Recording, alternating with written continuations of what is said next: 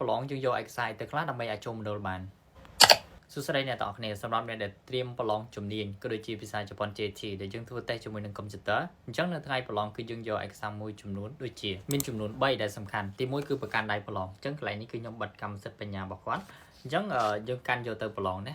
ប្រកាន់ដៃហ្នឹងធ្វើយ៉ាងណាកុំភ្លេចឲ្យសោះទី2នោះគឺ passport របស់អ្នកទាំងអស់គ្នាគឺសំខាន់នៅក្នុងថ្ងៃប្រឡងហើយនឹងទី3នោះគឺការស្នាក់នៅរបស់អ្នកទាំងអស់គ្នាអញ្ចឹងការស្នាក់នៅខ្ញុំសូមដាក់នៅខាងក្នុងដោយសារតែខាងមុខគឺជា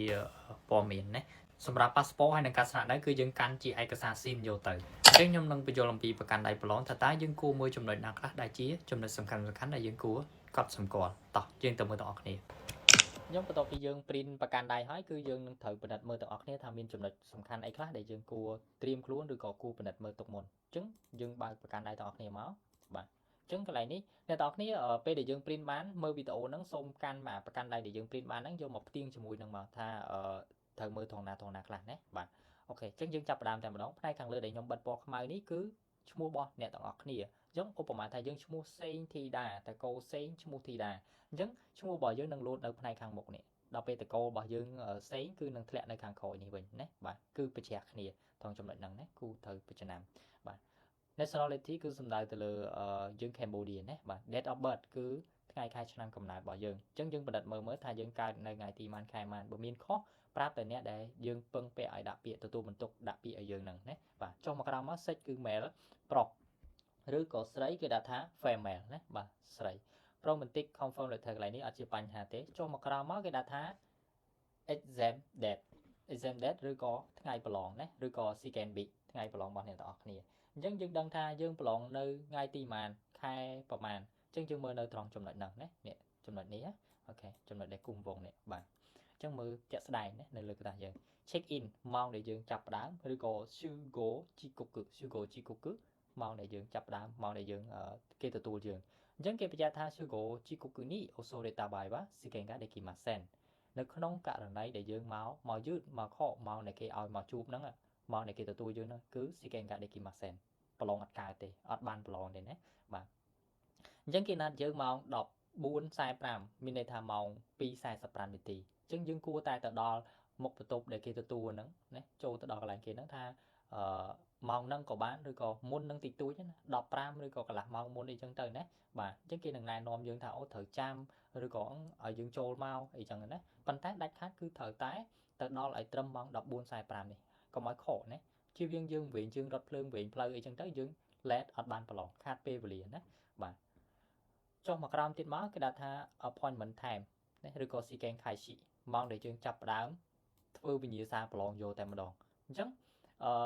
គឺនៅម៉ោង15នាទីម៉ោង3:15អញ្ចឹងរវាងម៉ោង2ហ្នឹងយើងគួរតែទៅដល់ម៉ោង1ណាអញ្ចឹងត្រូវតែមកដល់នៅម៉ោងដែលគេណាត់ជួបនៅខាងលើនេះម៉ោង2:45នាទីនេះអញ្ចឹងមិនត្រូវមកដល់ម៉ោងហ្នឹងគឺដោយសារតែគេនឹងបញ្យល់យើងណែនាំផ្សេងអំពីការប្រឡងរបស់យើងអញ្ចឹងនៅពេលដែលគេបញ្យល់ហើយអាចនឹងនៅសល់ពេលតិចតួចឬក៏ត្រឹមម៉ោងដែលគេឲ្យចូលប្រឡងនេះតែម្ដងម៉ោង15នាទីនេះម្ដងណាអញ្ចឹងបញ្ជាក់ឡើងវិញគឺត្រូវតែឲ្យមកដល់ម៉ោងខាងលើនេះបើយឺតគឺអត់បានប្រឡងទេណាបាទចុះមកក្រោមទៀតមក test center មណ្ឌលប្រឡងរបស់យើងណាបាទមណ្ឌលប្រឡងរបស់យើងឬក៏ខៃចូលមេណាខៃចូលមេមណ្ឌលប្រឡងអញ្ចឹងកន្លែងនេះយើងដឹងខ្លួនស្រាប់ហើយយើងដាក់ទៅប្រឡងនៅ Aichi ឬក៏ Fukuoka Hokkaido នៅកន្លែងណាខេត្តណាធំខេត្តណាដែលយើងដាក់ទៅណាយើងដឹងប៉ុន្តែចំពោះទីតាំងជាក់លាក់គឺយើងអត់ទាន់ដឹងមែនទេអញ្ចឹងគឺខ្ញុំបានផ្ញើ link ចូលទៅកាន់ឆាតរបស់អ្នកទាំងអស់គ្នាហើយអញ្ចឹងអ្នកទាំងអស់គ្នាគ្រាន់តែចុច link ផែនទីហ្នឹងទៅគឺនឹងរត់ទៅកាន់ទីតាំងជាក់លាក់ហើយនៅជាន់ទីប្រមាណគឺខ្ញុំមានសរសេរបញ្ជាក់នៅលើហ្នឹងអញ្ចឹងយើងអត់ចាំបាច់យកអាស័យដ្ឋាននេះទៅ search មើលទៀតនាំតែយូរទេណាយើងចុចលើ link ហ្នឹងទៅគឺលឿនតែម្ដងចុះមកក្រោមមកគឺ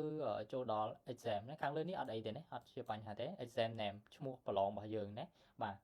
ឈ្មោះប្រឡងរបស់យើងឬក៏ Shiken Me អញ្ចឹងកន្លែងនេះគឺយើងប្រឡងតាក់ទងជាមួយនឹង